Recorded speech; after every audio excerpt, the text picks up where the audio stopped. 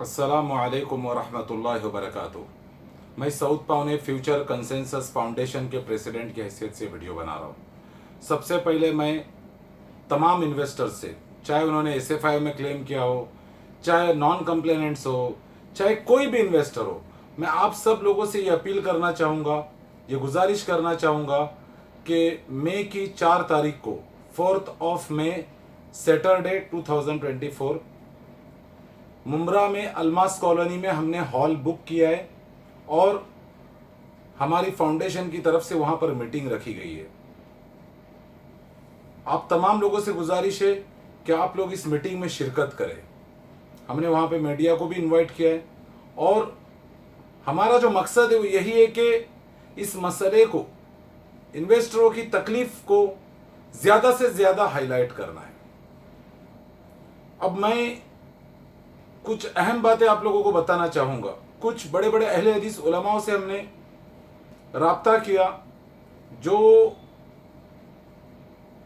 कहीं ना कहीं इस कंपनी के जुल्म से, नोहेर शेख से वाकिफ़ है।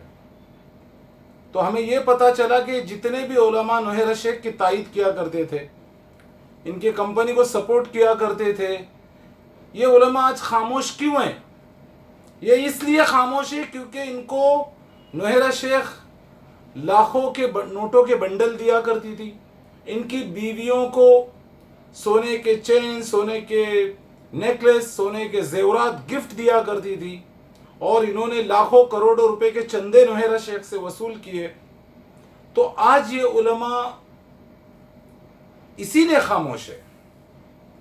मेरे पास उन तमाम उलमाओं के नामों की लिस्ट है जो मैं अनकरीब इंशाअल्लाह बताऊंगा कि कौन कौन वो उलमा है जो इस नोहेर शेख से लाखों रुपए की चंदा बोलो या जो भी बोलो वसूली किया करते थे।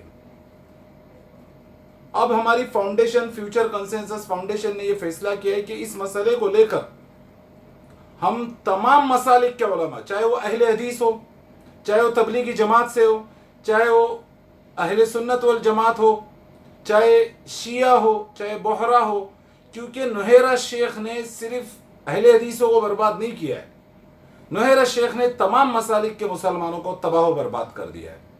तो इसीलिए हम कोशिश यही कर रहे और हमारी जो कोशिश है वो यही है कि इन तमाम मसालिक के उलमाओं से हम अप्रोच करके इनसे मदद लेने की अब कोशिश करेंगे कि अगर इन्होंने मदद नहीं करी तो कितनी बड़ी तबाही हो जाएगी। नोहेर शेख ने किस तरीके से चालाकी से इन्वेस्टमेंट हासिल करी अपने कंपनी के लिए। इन मौलवी मुल्लों को लाखों करोड़ों रुपए के चंदे दिए। अगर एक मस्जिद को नोहेर शेख ने 5 लाख दिया तो 5 करोड़ रुपए उस मस्जिद से उसको बतौर इन्वेस्टमेंट मिला है और उस पैसे को उसने तिजारत में लगाया। कोई बात नहीं, तिजारत में प्रॉफिट हुआ। 2016, 2017, 2018 के प्रॉफिट्स डिक्लेरेशन हुए। उस पैसे को नोहेर शेख ने करोड़ों अरबों रुपए जो इलेक्शन में उड़ा दिए और आज डेट तक की यह औरत वही कर रही है। जो काम इसराइल के यहूदियों ने जितनी बर्बादी मुसलमानों की नहीं करी उतनी इस नोहेर शेख ने करी। पुणे एसोसिएशन को मैं रोज बोल बोल के थक गया कि भाई कुछ तो करो, कम से कम जो इन्वेस्टर्स आपसे जुड़े उनके लिए तो बात करो।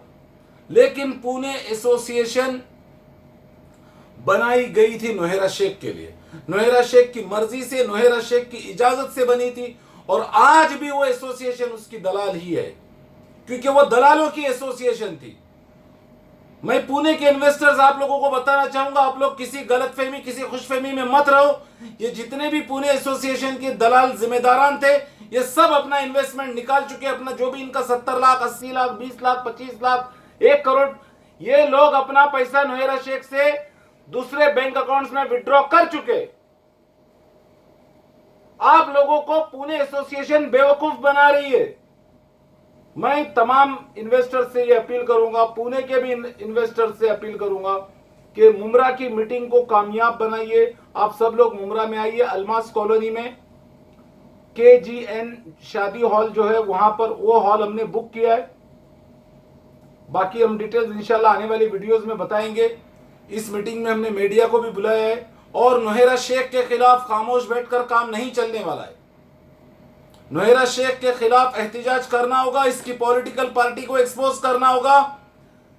इसने किस तरीके से गरीब लोगों को तबाह बर्बाद किया, ये चीज दुनिया के सामने आना जरूरी है। पूरे मुल्क भर में इसके खिलाफ कैंपेन करना होगा, इसके खिलाफ महाज खोलना होगा। फ्यूचर कंसेंसस फाउंडेशन का जो मकसद है वो यही है कि हर एक इन्वेस्टर का पैसा रिकवर हो जाए। इसके पास देने के तमाम वसाइल, तमाम जराए मौजूद है। हजारों करोड़ों अरबों रुपए की प्रॉपर्टीज है। ये इसने एक पॉलिटिकल पार्टी को भी 150 करोड़ रुपए की फंडिंग करी है। जहां इसको पैसा खर्चा करना है, जहां इसका मतलब है, जहां इसका मफाद है, वहां ये पैसा खर्चा कर रही है। पुणे एसोसिएशन के दलालों को इसने उनका जितना भी 10, 15, 20 करोड़ जो था वो उन्हें इसलिए दिया कि कहीं ये लोग बगावत ना करें और बराबर से मेरी दलाली करते रहे, इन्वेस्टर्स को बेवकूफ बनाते रहे। इसीलिए इसने पुणे एसोसिएशन के तमाम जिम्मेदारान, जितने भी 25-30 जो जिम्मेदारान थे, जो MADSA जो थे, जिन्होंने वो एसोसिएशन बनाई थी, चाहे वो शरीफ हो या कोई भी हो, सब अपना पैसा विड्रॉ कर चुके, सब अपना पैसा निकाल चुके। आम इन्वेस्टर तबाह बर्बाद हो चुका है। जब ये बेचारे नॉन कंप्लेनेंट सवाल करते तो उन्हें कोर्ट की तरफ दिखाया जाता है। अरे कोर्ट का मामला तो सालों साल लटक के रहने वाला है। लोग डिप्रेशन में जा चुके। एक बेचारा इन्वेस्टर, 1.5 करोड़ रुपए का इन्वेस्टर जो हमारी संस्था से जुड़ा है, हमारी फाउंडेशन से जुड़ा है, वो ज़कात ले रहा है, खैरात ले रहा है, सदके ले रहा है बेचारा, जिसने कभी जिंदगी में किसी से 1 रुपया नहीं मांगा था। नोहेरा शेख ने मुसलमानों को भिखारी बनाकर छोड़ दिया है और इस औरत को जर्रा भी एहसास नहीं है। और पुणे एसोसिएशन ने इसका साथ देकर बहुत बड़ा मुसलमानों के साथ जुल्म किया है। पुणे एसोसिएशन को शर्म आनी चाहिए। अरे आप लोगों के भरोसे लोगों ने FIR नहीं करी, आप लोगों के भरोसे लोगों ने कंपनी के खिलाफ कोई एक्शन नहीं लिया। आप लोग एक उम्मीद की किरण बनकर, आज आप लोगों का कोई वजूद नहीं है। पुणे एसोसिएशन का जमीनी सतह पर कोई कुछ नजर ही नहीं आ रहा, कुछ वजूद ही नहीं है उस एसोसिएशन का। इतना बड़ा मुसलमानों को धोखा तो बेंजामिन नेतन्याहू ने भी नहीं दिया है जो इस पुणे एसोसिएशन ने दिया है।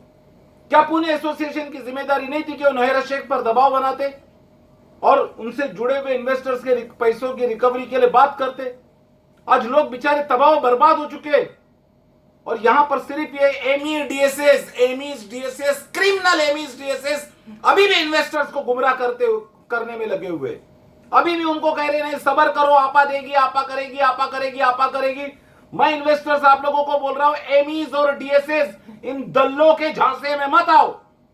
नोहेरा शेख से पैसों की वसूली करने के लिए इस्माइल शेख का अरेस्ट होना जरूरी है, इसके फैमिली मेंबर्स का अरेस्ट होना जरूरी है, पुणे एसोसिएशन के दलालों का अरेस्ट होना जरूरी है और बाकी जितने भी दल्ले MADSA है इनका अरेस्ट होना भी जरूरी है और इन सबों की प्रॉपर्टीज का अटैच होना भी जरूरी है। तभी जाकर यहां से पैसों की रिकवरी का कोई रास्ता बनेगा।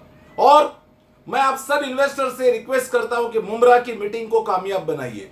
4 मई सैटरडे के दिन 12 बजे से लेकर 4 बजे तक हमने मीटिंग ऑर्गेनाइज करी है, KGN शादी हॉल, अलमास कॉलोनी। इसी के साथ मुझे इजाजत दीजिए। अस्सलामु अलैकुम व रहमतुल्लाहि व बरकातुहू।